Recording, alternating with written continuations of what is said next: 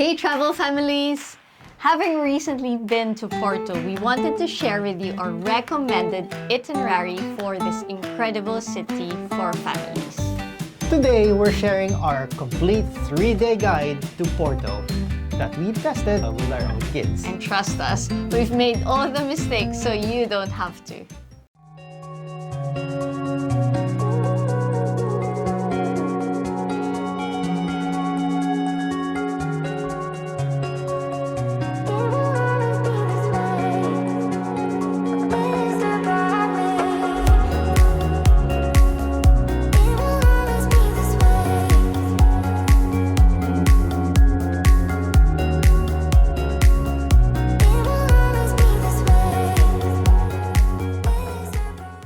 Now, let's start with day 1. We began our morning at Negra Cafe, and let me tell you, those Oreo pancakes were really a game changer.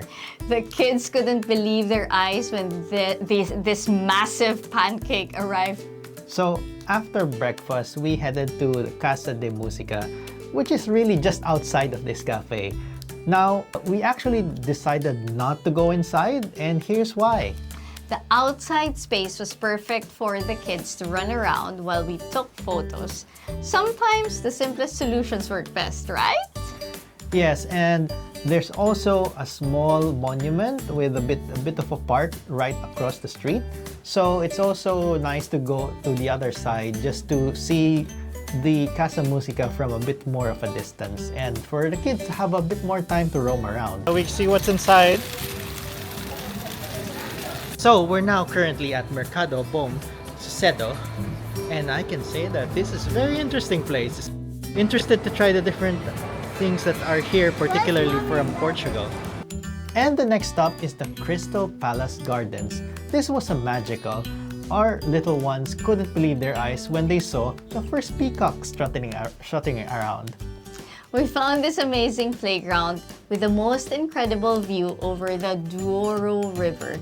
It's one of those moments where the kids were happy and parents get to enjoy something beautiful too. Yeah, it's really quite high up in terms of where the park is. So it's quite a big ground, quite a lot of greenery, and there's a cafe there. We had a bit of ice cream just in the entrance. So by lunchtime, we were ready for our first taste of Portuguese seafood. So we went to Papa Vino's. Now, what's really interesting is that Papa Vino's is a bit in the Riviera already. So you do have an option of taking a boat going down. But for us, we decided to just have a walk. While walking, we did see quite a lot of areas where you get a good view of the city. So you may want to have that option if you have kids who can walk that distance. Just be mindful of there are areas that are a little bit steep. So if it is drizzling a little bit, just be mindful of your steps. And also, if you have picky eaters, then don't worry. They have also plenty of simple options for kids, and the fish-shaped fish sticks was a hit for our kids as well. And after lunch, we went to the world of discoveries, and trust us, this was worth every penny. It's interactive, educational, and there's an actual boat ride inside. But book your tickets online so that you skip the queues. Yeah, for the rest of the time after this, we spent much in the Riviera before we headed back. Now for day 2, we headed to the other side, which is Vila Nova de Gaia. And we started with Jardim do Moro. Now, to get there, what we did was take the metro. Now, once you get to Jardim do Moro, there is a playground there, and it's absolutely gorgeous in terms of having a look at Porto. And then came the highlight, the cable car ride. Pro tip, book a combo ticket with the river cruise to save on money. Speaking of the river cruise, you'll see 6 amazing bridges. It really makes a fun counting game for the kids. And after lunch at Mercado Beira Rio, we walked across the top deck of the first bridge. Don't worry, it's completely safe with the high barriers, but it was just a nice walk as well. It provided something different for us and the kids. We're now in the famous Louis Bridge. And people Okay, Here's the metro. Stay on the side. Here's the metro. Stand the line. Whoa! And after crossing the bridge, we visited Porto Cathedral, and let me tell you, the climb was worth it. Yeah, we made it fun for the kids by counting the steps. But the real reward is when we get to the top, because you do get quite a good view of the entire city. Me and Renzo did it as well, and he was having quite a lot of fun there, seeing that he can see so much of the surrounding city. And all those red tiled roofs just looked so incredible. Hello everyone.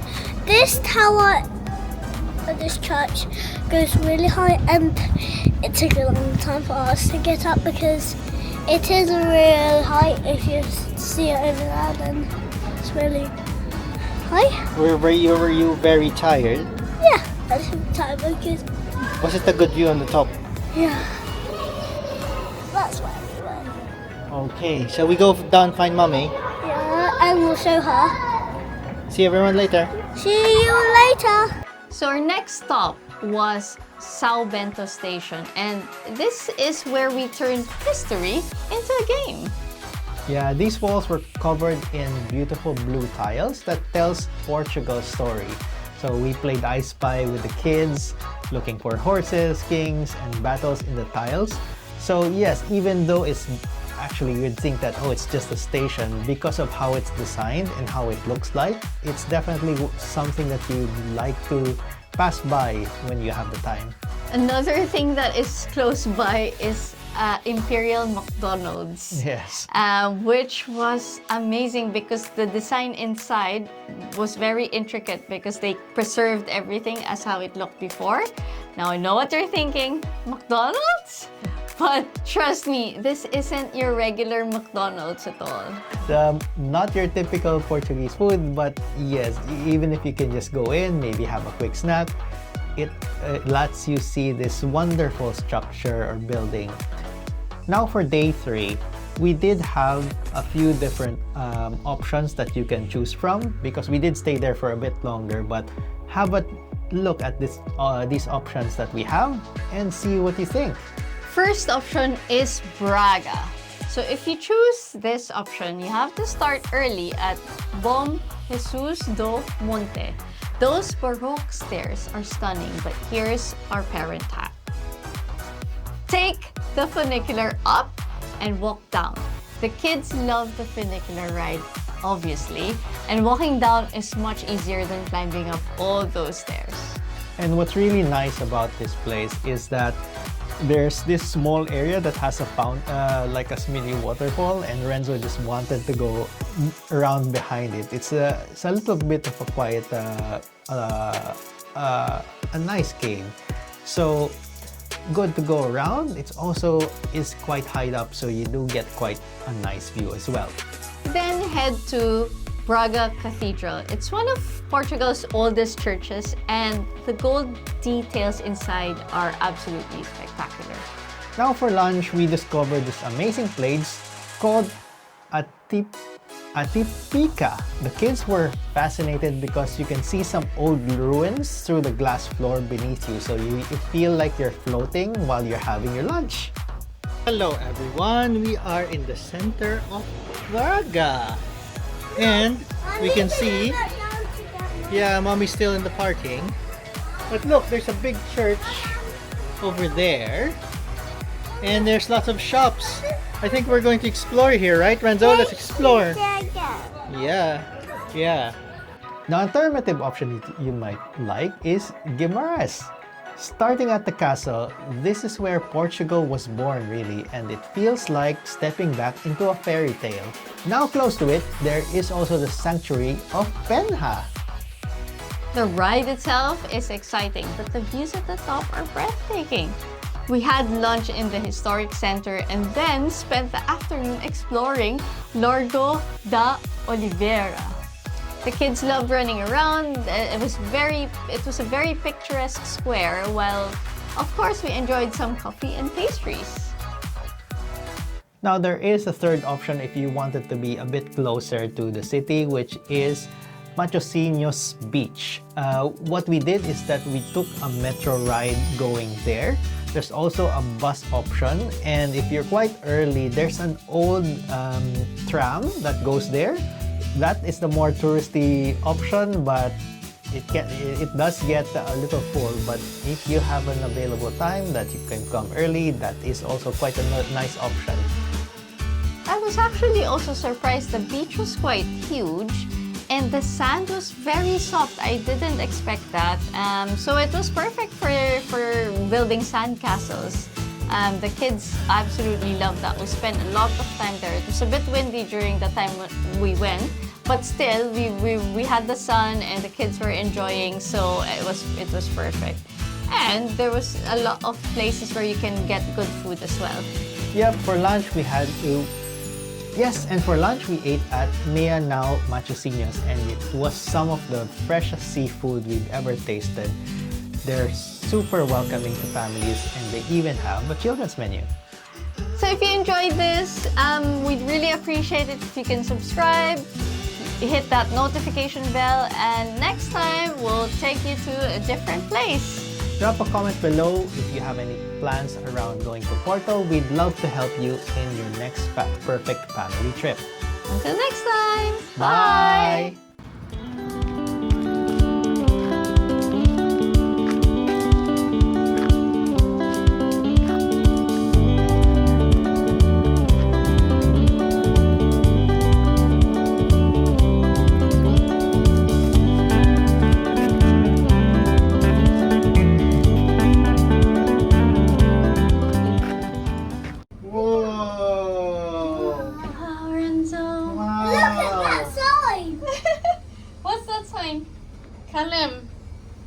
The other way. Whoa! Look at that, Tyler. Look at the orange roof.